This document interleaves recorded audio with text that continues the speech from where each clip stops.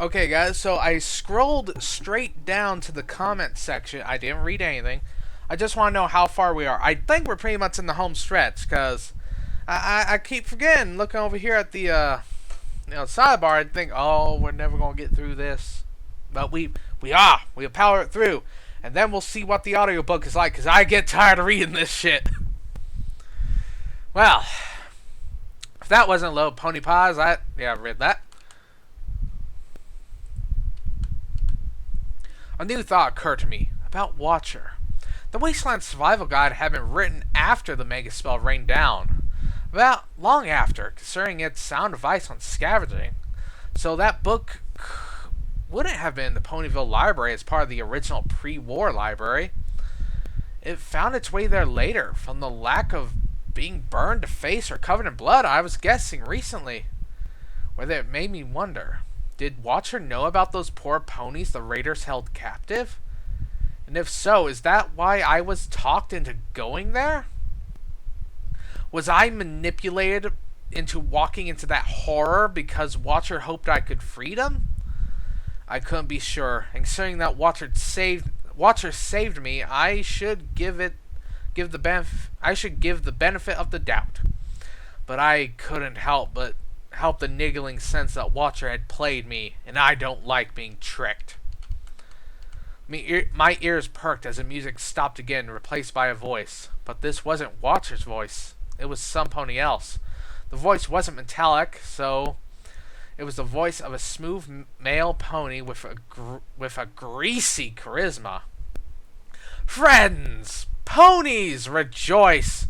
Though the world about you is bleak, scarred, and poisoned by the war of honorless, thoughtless, inferior ponies of the past, we do not have to live in the shadows of their greed and wickedness.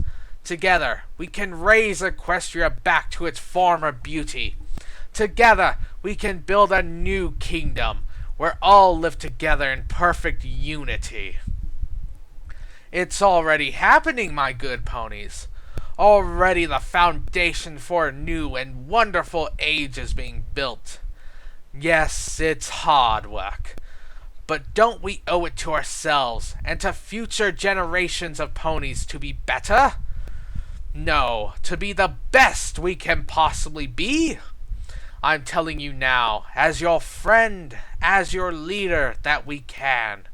We must, and we will. What in a fever dream was that? The music had resumed, not popping back in the middle of a song like when Watcher receives control of the sprite bot, but at the beginning of a new song, like this was how the bot was supposed to work. Wait, ponies have a leader now? That was serious news to me. As far as I could see, we didn't even have a country. Hell, I'd settle for a town. Even just a few shacks built within vague proximity to each other. As long as they had ponies living there in peace, or as close to peace as the wasteland allowed. If we had a leader, we had to have at least one town, right? Trotting faster now, I found a ruin with enough intact stairs for me to get up to what was left on the second floor. I brought out the binoculars and looked around. Sure enough, in the distance, I saw smoke. Enough plumes close enough together to suggest some sort of settlement. I praised Celestia that the smoke was from cooking fires and not raiders burning it to the ground.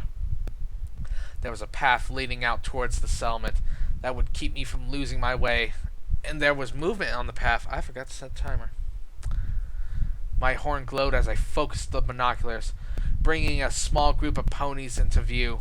Two of them were pulling a heavily laden wagon. A young pony rode on its back, apparently talking with two others were... Oh, God, what is wrong with me? Apparently talking with two others who were guiding equally burdened two-headed beasts. Brahmin? They have Brahmin? They did have cows, but how would that work with... The cows are sentient. Oh, I'm confused. The group was headed towards me, away from the theoretical town, but they didn't look like they were fleeing, and none of them were wounded, all which I took as a good sign. A very good sign indeed. I looked up into the thick, rolling clouds up where the... Oh, she's going to get mistaken for a raider. And sent a prayer of thanks to Celestia. I know how this goes. She's covered in blood. She's wearing bits and bobs of spiky, evil armor. Oh, little Pip, you dumbass. You dumbass. Oh. The path wasn't a road exactly. Rather, it was a long, arcing swath cutting through the equestrian wasteland. Two parallel metal lines reinforced with badly aged cross planks of wood. Half an hour back, it had crossed over a gully on a rickety bridge. After my fun with catwalks, I had chose to brave the gully rather than put my hooves on something else that was surely holding off the inevitable collapse until it could take me with it. My brain blanked out for just a second there. It turned out to be a good decision. Despite the wounds, the gully had been home to a bunch of large bloated pig things with extreme... It turned out to be a good decision. Really? One of them had gotten a hold of my left hind leg, biting clean through my armor and cutting a deep gash. Little Mac tosses neither quiet nor subtle. A single shot from my sweet little gun tore the head clean off the pig thing attacking me. It fired quickly enough I was able to slay 3 of the others before my target spell ran out. Beneath the bridge was some pony's camp. It had a long abandoned field to it, but there were scattered supplies, including a few cases of shotgun ammo, a single can of food amidst a litter of cans, magical fruit, the label boasted, but it turned out to just be beans, and a locked medical box. I almost said magical. I picked the lock easily, finding a healing potion, which I swiftly drank, breathing a sigh of relief as the nasty gas mended gently. The pain ebbing away. There were magical bandages, nowhere near as powerful as a potion, but good for flesh wounds, and a box of mint owls. Refresh your mind and your breath. I had been surprised to see a smiling zebra on the front of that box. The first depiction of a zebra I seen that didn't look like a storybook villain. Now I figured I was over halfway to the settlement, maybe 2/3. I tried to keep myself from imagining what I would find. A whole city of civilized and happy ponies, maybe. I didn't want to set myself up for a letdown. Even a few shacks, I told myself. I picked up the pace of my trot. I heard a gunshot shoot at the same time, and I felt a bullet tear clean through my right hind leg, and another clang off the metal casing of the sniper rifle strapped to my back. I screamed in agony, collapsing to a skidding halt on the rocky ground, clutching at my hind leg. I was bleeding profusely through the hole torn through it, the bullet missing the bone, and I could tell that sickeningly because I could see it. I tossed my head back and screamed again. Desperately, I dragged myself around the large mound of rocks, trying to take shelter from a shooter I never saw. Focusing as much as I could through the terrible pain, I pulled the magic-laced medical bandages from my pack. I tried wrapping my bleeding hind leg, but the bandages were meant for cuts and gashes, not gaping holes. It was soaked with blood and sliding off before I could finish wrapping it. I tossed the bandage and tried again, this time pulling the bandage much tighter. It too soaked bright red, but at least it stayed. Shaking with fear and pain, knowing from the sun chills that my body was going into shock, I looked up and tried to spot a pony who attacked me. I looked all around, but no one was there. There wasn't a whole lot of cover to be hiding in. These hills of dirt and rock were mostly barren. I felt like my heart swallowed an ice cube when the image hit me that there was a pony out there with a stealth buck. She could be right next to me, pointing her gun at my head, and I wouldn't even know. But then I looked upwards. There in the sky was a rust-coated Pegasus pony with an orange mane under a black desperado hat and what looked like 2 rifles, one strapped beneath each wing. The pony had just finished circling around and was aiming right at me. With panic instincts, I levitated a large rock in front of me as a shield. A crack rang through the air. 2 rifles fired simultaneously. The first bullet struck the rock, sending chips of stone flying and ricocheted, and lodging into my canteen. Oh, that sucks. The last of my water burbled out of my hooves. The second punched through my armor and bedded in my left shoulder, sending me wheeling. Again, I collapsed, the pain peaking and then beginning to bleed off, which I knew wasn't a good sign. This time I didn't think I'd be getting back up. So this is what it's like to die? So overrated. My eyes felt heavy. I closed them. I didn't think for long, but when I opened them again, I saw ponies drawing their wagon, coming over the hill. Behind them was more ponies, guided pack, 2-headed cattle things. I remember the young pony in the back of the wagon. I doubted any of them would be looking up. Forcing myself to my hooves, I began dragging myself into the open. If I was going to die, I wasn't going to die laying down. Watching these people get slaughtered. My body screamed agony into my head, but I kept going, marching myself on lame legs until I was standing in the path from the approaching group. They focused through the humming hills. I lifted little Macintosh into the air and pointed at the rust-covered Pegasus, who whipped back around and was flying right at me. I stood directly between him and the travelers. My vision was blurry from tears of trauma. I wasn't sure, even with SATs.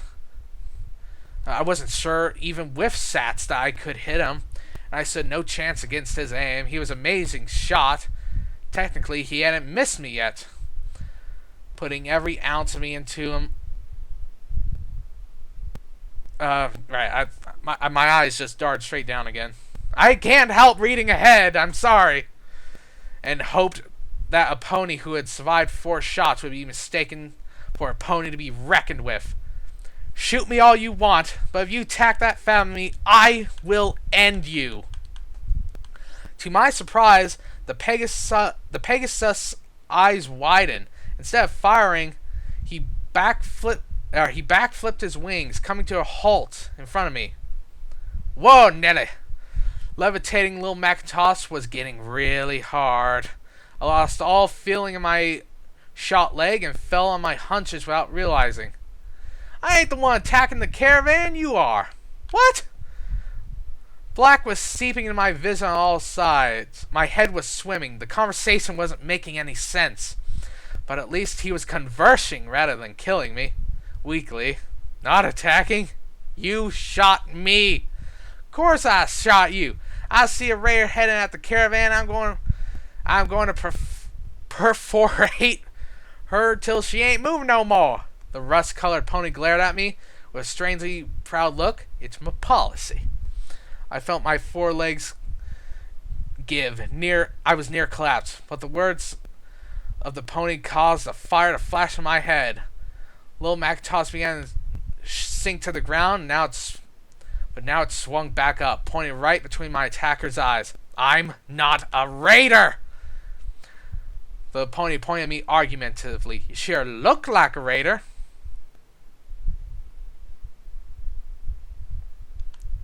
Seemingly from out of nowhere, a colt from the wagon galloped into view. I tried to raise my voice in warning, but nothing came out. The blackness fighting to overtake my vision finally won, and I collapsed, sinking into what felt like a deep sleep. Last thing I heard was the colt whinnying, "Calamity! What have you done?" Footnote, level up. Like, that's a consolation right there. New perk, Egghead. You will add +2 points each time you... That's a good perk. Is that in the normal Fallout games? I don't think... maybe. That one sounds like it would be in the Fallout games. Because I know this story has some made-up perks that make sense for the setting. I love how K-Cat has mixed the games. She's basically taken all the Fallout games that were out at the time, which is Fallout 1, Fallout 2, and Fallout 3, not counting Fallout Tactics, I don't think. She took them, molded them together into an entirely different universe, which really you would never think would have anything to. They never work together. You wouldn't think they would work together, but they do. And then she didn't just take all the stories of the games and mold them into one. Because I know this is basically Fallout 1, 2, and 3 all together, mixed together. Beautifully done. Beautifully done. But she's also included like the game stuff, like with the level ups and the experience and the perks. She's again, I think K-Cat's a girl, so I'm going to call it she, but if I'm wrong, correct me. But she has done amazingly. Well done. Like just taking Fallout and putting it. She's taking some of the things I hate with crossovers like this, where they just take the characters and put them in the exact same story and don't change anything. Like, you know, it's like replacing The Chosen with Twilight and then just following the story of Fallout 2 without changing anything. It's bullshit, and I hate that kind of stuff. I hate it. But K-Cat has taken all 3 of the main games at this time, molded them into one, with new characters, and yet changed them enough. It's beautiful. I love it. I love it. I love it. And I will keep reading this. Whether I read it myself or we do the audio to save myself some trouble and time. Mostly in the video recordings. Also, I do want to hear what the audio readings on YouTube sound like. Like, do they get multiple people to do multiple characters? We'll do that for the next chapter. I mean, like, as far as I know, most people don't do Let's Reads like this. They don't do this, what I'm doing here. So this is still something we're learning and trying to, figure out. So, try to figure out what's best and what we can get the most enjoyment out of. But that's for next time. I'll see you all later. Have a nice night. It is 2 in the morning.